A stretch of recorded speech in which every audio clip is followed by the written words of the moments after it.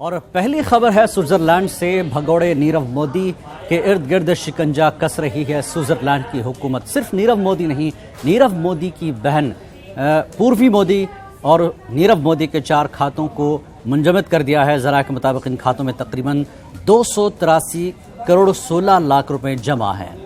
मार्च में गिरफ्तारी के बाद से नीरव मोदी लंदन की साउथ वेस्ट जेल में बंद है। स्विट्जरलैंड की हुकूमत ने यह कार्रवाई हिंदुस्तान की इन्फोर्समेंट डायरेक्टरेट की दरख्वास्त पर की है। और इस पूरे मामले पर आइए बात करते हैं। शंकर आनंद हमारे साथ मौजूद है। शंकर, जिस तरह से स्विट्जरलैंड की हुकूमत शिकंजा कस रही है, आज ये जिस तरह से खबर आई है बैंक खाते भी जब्त बंद कर दिए गए हैं, कितनी कामयाबी है हिंदुस्तानी सरकार के लिए और एक क्या मैसेज जाएगा तमाम उन भगोड़ों के लिए जो हिंदुस्तान से फरार है?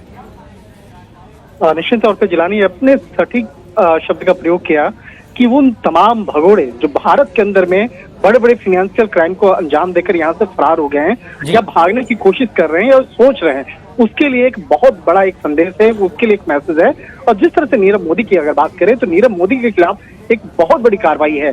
स्विट्जरलैंड स्थित जो पैसे उसने एक बैंक में वहां पे जमा कर रखा था, एक बैंक अकाउंट में, तो भारत ईडी ने बाकायदा इस मामले में भारतीय विदेश मंत्रालय के द्वारा इस मामले पर स्विट्जरलैंड की सरकार से बाकायदा रिक्वेस्ट किया कि वो भारत का आरोपी है, भारत में इस तरह के फाइनेंशियल क्राइम को अंजाम दिया है, लिहाजा उसकी संपत्ति को अटैच किया जाए। तो उसके बैंक अकाउंट में 283.16 करोड़ रुपए जो थे उसको फिलहाल फ्रीज कर लिया गया है। और ये नीरव मोदी और उसकी बहन पूर्वी मोदी का जुड़ा हुआ है। पूर्वी मोदी के खिलाफ इसलिए भी कार्रवाई हुई है कि नीरव मोदी का जो भ्रष्टाचार का जो मामला था उसमें कई कंपनियों में पूर्वी मोदी की भी भागीदारी थी, इसलिए पूर्वी मोदी की खिलाफ भी ये कार्रवाई हुई है।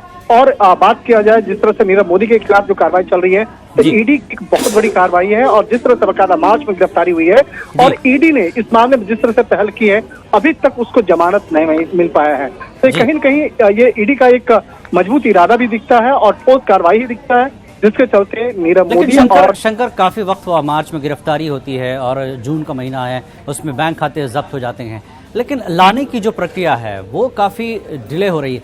कब तक उम्मीद की जाए कि इन्फोर्समेंट डायरेक्टरेट, ईडी या सरकार की तरफ से कार्रवाई हो और जल्द इस तरह के भगोड़ों को हिंदुस्तान वापस लाया जाए और आखिरी अंजाम तक पहुंचाए? देखिए जिलानी, अगर आम बोलचाल के शब्दों में अगर हम प्रयोग करें तो जिस तरह से नीरव मोदी ने जितने करोड़ रुपए का फर्जीवाड़ा किया, जितने का वो उसने एक करप्शन किया, उससे कहीं ज्यादा की संपत्ति ईडी अटैच कर चुकी है। क्योंकि जो सामान जो भी जब्ती होती है, जो भी अटैचमेंट होता है, तो इसलिए ईडी की कार्रवाई को बड़ा माना जाता है, क्योंकि ये सीबीआई से भी ज्यादा कारगर साबित हो रहा है। क्योंकि जो भी आरोपी होता है उसका तमाम उसकी जो संपत्ति होती है उसको जब्त किया जाता है, उसका मार्केट वैल्यू अलग होता है और उसकी जो पहले का जो वैल्यू है वो अलग होता है, इस आधार पर उससे ज्यादा का वैल्यू होता है। तो मार्च में इसकी गिरफ्तारी हुई है, लेकिन विदेश से किसी भी वहां के नागरिक को लाना, जो तमाम कानूनी प्रक्रियाएं होती हैं उसको करना जरूरी होता है, इसलिए इतनी दिक्कतें हो रही हैं। लेकिन इस बात को भी मानना पड़ेगा कि वो लंदन में है, लेकिन लंदन में भारतीय जांच एजेंसी जब भी जाती है तो वहां पर जाकर अभी तक उसको जमानत नहीं होने दिया गया है। तो ये भारतीय जांच एजेंसी की एक बहुत बड़ी कामयाबी के तौर पर देखा जा सकता है। हालांकि उसे भारत में लाने का, भारत में प्रत्यर्पण कराने की जो एक जो कारण है, जो अभी चीजें चल रही हैं, तो निश्चित तौर पर इस मामले पर भी भारतीय जांच एजेंसियों को जल्द ही सफलता मिलने का आसार दिख रहे हैं। लेकिन वो तमाम जो प्रक्रियाएं होती हैं वो प्रक्रियाएं काफी लंबी होती है, क्योंकि विदेश के जो कोर्ट होते हैं वो कोर्ट जो है किसी भी नागरिक को दूसरे देश में भेजने से पहले, उसके प्रत्यर्पण से पहले तमाम जो कानूनी प्रावधान को देखने और सुनने के बाद ही उसको आज्ञा दिया जाता है। तो थोड़ा सा विलंब जरूर है, लेकिन वो दिन दूर नहीं होगा जिलानी कि लेकिन ये बात मानी जा सकती है कि नीरव मोदी का जो दायरा है इतना तंग कर दिया गया है कि उसका वहां रहना एक तरह से बेकार ही है। कि यहाँ पर जैसा कि आपने कहा कि कई प्रॉपर्टीज अटैच हैं, फिर वहां पर उसके जो है बैंक खाते बंद कर दिए गए हैं, तो एक तरह से मुश्किलें सामने हैं जरूर। देखिए जनानी, आज इसी मामले पर ईडी के वरिष्ठ अधिकारी से मेरी बातचीत हुई थी, उन्होंने भी इस बात को कहा कि आप देखिए कि भारत ही नहीं है, वो उसकी जो विदेश स्थित जो संपत्ति है उसको भी अटैचमेंट किया जा रहा है। तो भारतीय जांच एजेंसियां अब वो पहली बार जैसे एजेंसियां नहीं रह गई है, ये एजेंसी अब पहले से बहुत कारगर और सटीक अब जो एक जो भी कार्रवाई होती है वो करती है। और विदेश में अगर संपत्ति अटैचमेंट हो रही है तो निश्चित तौर पे भारत का जो मनोबल है वो दिखता है और भारतीय जांच एजेंसियों का मनोबल है वो दिखता है कि भारत में जो संपत्ति अटैच कर ही रही है, विदेश में भी उसकी संपत्ति को अटैचमेंट हो रहा है। और इस तरह से नीरव मोदी नहीं, बहुत सारे ऐसे और भी जो दूसरे भगोड़े हैं या दूसरे जो आरोपी हैं, उसके खिलाफ इस तरह की कार्रवाई की गई है। कुछ वक्त पहले ही देखा गया जो कार्ति चिदम्बरम है, उसकी संपत्ति स्पेन में थी, वहां उस संपत्ति को अटैचमेंट किया गया।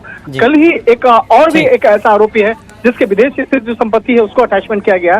तो एक नीरव मोदी के साथ साथ वो तमाम आरोपी जो बड़े फाइनेंशियल क्राइम को अंजाम दे रहे हैं, उसके चाहे देश में हो या विदेश में, किसी भी जगह पे आप जाए, लेकिन आपके खिलाफ एक ठोस कार्रवाई होगी, ऐसा ईडी के वरिष्ठ ऑफिसर भी कह रहे हैं। जी बहुत बहुत शुक्रिया शंकर इस पूरी जानकारी के लिए। जैसा कि शंकर ने कहा कि एक ठोस कदम उठाया गया है, सरकार की जो एक मजबूती है वो एक तरह से दिखाई दे रही है, और तमाम उन भगोड़ों के लिए जो चूना लगाकर देश को भागने की कोशिश कर रहे हैं या कर चुके हैं और जो दीगर ममालिक में छुपे हैं, उनके लिए एक बड़ा मैसेज है कि आप देश में रहें या विदेश में, आपकी संपत्ति, आपकी जायदाद अटैच होगी, आपको कंगाल किया जाएगा, आपके अतराफ दायरा तंग किया जाएगा।